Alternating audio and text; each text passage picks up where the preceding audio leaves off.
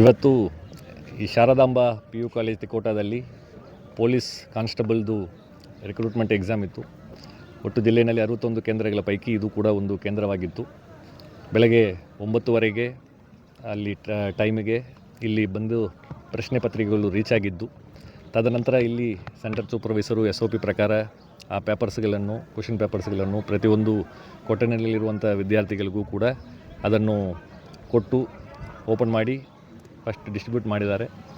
ತದನಂತರ OMR ಶೀಟ್ಗಳು ಕೂಡ ಅದರ ಡಿಸ್ಟ್ರಿಬ್ಯೂಷನ್ ಆಗಿದೆ.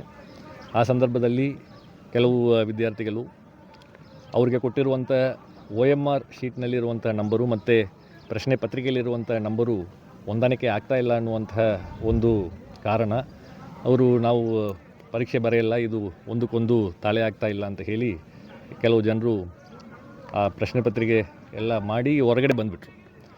ಹೊರಗಡೆ ಬಂದಾದ ಮೇಲ್ಗಡೆ ಇಲ್ಲಿ ಸೆಂಟರ್ ಸೂಪರ್ವೈಸರು ಮತ್ತು ಚೀಫು ಎಲ್ಲರೂ ಈ ರೀತಿಯಾದಂತಹ KEA SOP ಪ್ರಕಾರ ಒಂದು ಪ್ರಶ್ನೆ ಪತ್ರಿಕೆ ಮತ್ತು ಅದರಲ್ಲಿ ಏನು OMR ಸಪ್ರೇಟ್ ಇರ್ತದೆ, ಅದು ಎರಡಕ್ಕೂ ಕೂಡ ಒಂದೇ ನಂಬರ್ ಇರಬೇಕಂತ ಇಲ್ಲ.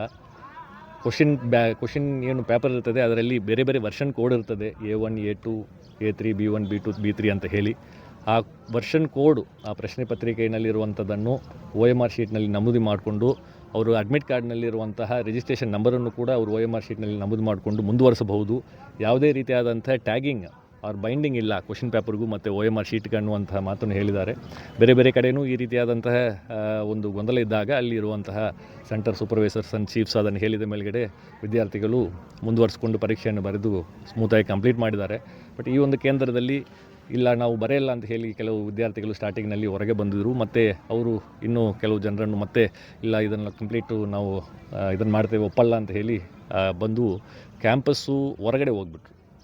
ಸೊ ಕ್ಯಾಂಪಸ್ಸು ಹೊರಗಡೆ ಹೋಗ್ಬಿಟ್ರು. ಆದಾಗ್ಯೂ ಇಲ್ಲಿ ಶಾಂತಿಯುತವಾಗಿ ಸುಮಾರು 117 ವಿದ್ಯಾರ್ಥಿಗಳಿಗಿಂತ ಹೆಚ್ಚಿಗೆ ವಿದ್ಯಾರ್ಥಿಗಳು ಆ ಪರೀಕ್ಷೆಯನ್ನು ಬರೆಸ್ಕೊಂಡು ಬಂದಿದ್ದಾರೆ.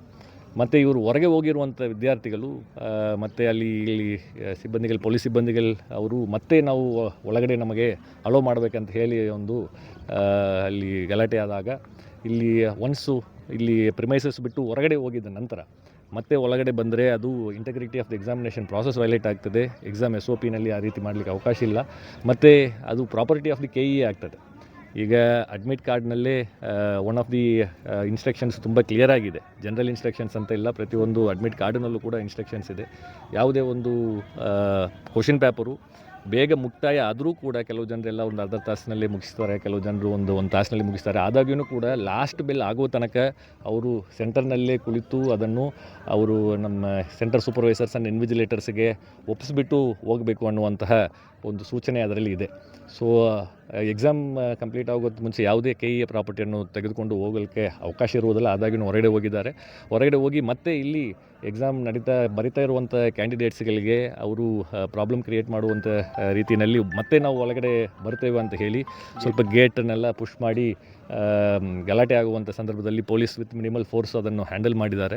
ಸೊ ಅದಾದ ನಂತರ ಎಕ್ಸಾಮ್ ಪ್ರಾಸೆಸ್ಸು ಅವ್ರಿಗೇನು ಈ ಒಂದು ಕಮೋಷನ್ನಿಂದ ಅವರಿಗೆ ಟೈಮ್ ಡಿಲೇ ಆಗಿದೆ, ಆ ಟೈಮನ್ನು ಕೂಡ KEA ವತಿಯಿಂದ ಒದಗಿಸಿಕೊಟ್ಟಿದ್ದಾರೆ. ಅದರ ಪ್ರಕಾರ ಇಲ್ಲಿ ಎಕ್ಸಾಮ್ ಬರೀತಾ ಇರುವಂಥ ಕ್ಯಾಂಡಿಡೇಟ್ಸು ಎಕ್ಸಾಮ್ ಪ್ರಾಸೆಸ್ಸನ್ನು ಸಂಪೂರ್ಣಗೊಳಿಸಿ ಆ OMR ಶೀಟ್ಗಳನ್ನು SOP ಪ್ರಕಾರ ಹೀಗೆ ಸೆಂಟರ್ ಚೀಫ್ ಆ್ಯಂಡ್ ಇನ್ವಿಜಿಲೇಟರ್ಗೆ ಕೊಟ್ಟಿದ್ದಾರೆ. ಅದು ಆನ್ವರ್ಡ್ ಪ್ರೋಗ್ರೆಸ್ಸು ಮುಂದೆ KEAಗೆ ಅದನ್ನು ಕಳಿಸ್ಕೊಡುವಂಥದ್ದು ಏನು ಪ್ರಾಸೆಸ್ ಇದೆ ಅದು ನಡೀತದೆ.